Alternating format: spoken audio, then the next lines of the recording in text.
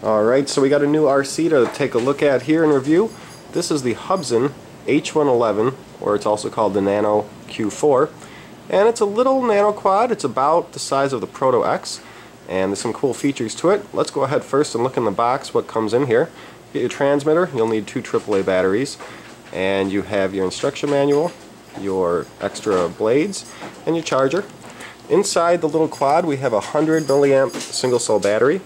On the quad itself you have your on-off switch right there, and on the back of the quad it's really easy to charge it because, as you can see, it has a little bit of a part sticking out, so it's real easy to get the charge cord on the correct way. And you're going to want to plug in the charge cord. I found this out the hard way. It didn't charge quite right the first time. You want to plug the charge cord into your quadcopter, then plug the USB into your computer or other USB charging device. So it has 3 modes, which is really cool. I'm going to actually go ahead and get this turned on and then we'll fly it. It has 3 modes. Your dual rates are going to be on here, and you'll hear different beeps, 1, 2, or 3 for what mode you're in. And it'll also do flips by holding one way then the other. It'll only do that in the most advanced mode, in the 3rd mode. So let's go ahead and turn on the transmitter and turn on the little quad. Get my camera set up back here on the tripod. Oh, I just dropped my light. The sun's starting to go down a little bit. Alright. And let's see how this little guy does. So I'm going to test this real quick. Okay. You hear 1, 2, and 3 there. So we're in the 1st mode. Let's take it up and just see how stable this is on the maiden flight here. See if we need any trim. You often do on little quads like this. Looks like I might need, well, I was going to say I might need 1 left trim, but then it started going forward and left. Looks like I need 1 backwards trim, and see if we can get it kind of leveled out here. Still might be going forward. Now it appears to be pretty good. Still a little left. The smaller these quads are, the less good they are at hands-off hovers, because any little bit of wind can mess with them. But it's very stable. As you saw there, I mean, I was basically getting close to hands-offing it. Let me try again for another partial second here. I mean, it's hands-off, but we're moving now. So, right off the bat, it's not going to give you a perfect hands-off hover like some larger quads, but it's pretty darn stable. We are in the 1st mode, and it has almost no tip. Let me go back by the camera here if I can, and I'm going to tip this fully to each side, and that's all we get. Let's see if this is better with the light off maybe, since the quad's kind of bright.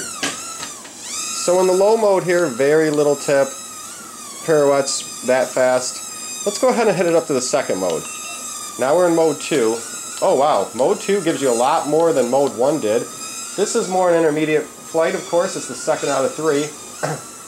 But we have a good amount of control while at the same time still having our self-leveling. So if you're going forward and you let go, it's just going to self-level whichever way, or not whichever way, it's going to self-level whenever you let go of the controller. Now that doesn't mean it's going to stop moving completely, but it has that self-leveling in both 1st and 2nd mode. I believe it has it in the 3rd, but we'll find out when we get to that 3rd mode.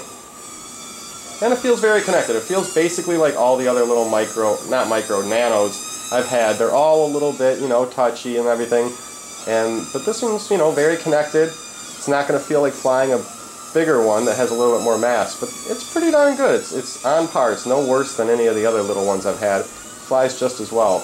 Oh, we're making it do a crazy circle here. Almost had a crash behind the camera there, but I caught it. Let's go ahead and hit it up to the 3rd mode. This is the mode we can do tricks in. Now this, whoa, didn't even mean to do that trick, but we just did a flip. Trying to show how much tip we have, but going from one side to the other quick makes it flip. So this one we have more tip. It's still self-levels, but let me just see. Yeah, now we have more control for sure. I'm not used to this little quad. I've been flying a different one today too, and this one it takes a few flights to get used to them. Pirouettes are very fast now actually. Let me bring that back by the camera. It's a little mosquito. Trying to get it kind of flat for you guys. Pirouettes are just crazy. So this is an expert mode. It still self-levels, but it has a lot of control here.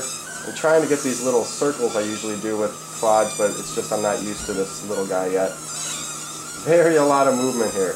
Let me go and put it up and try to do another flip. Oh, I thought I was going to have it there.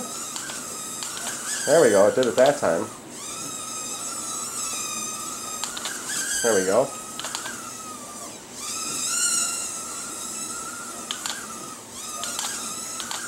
It seems hard for me to get it to do the flips all the time. I'm doing what the instruction manual said. There we go. Just did a backflip on the first try. Okay. Well, our battery's getting low.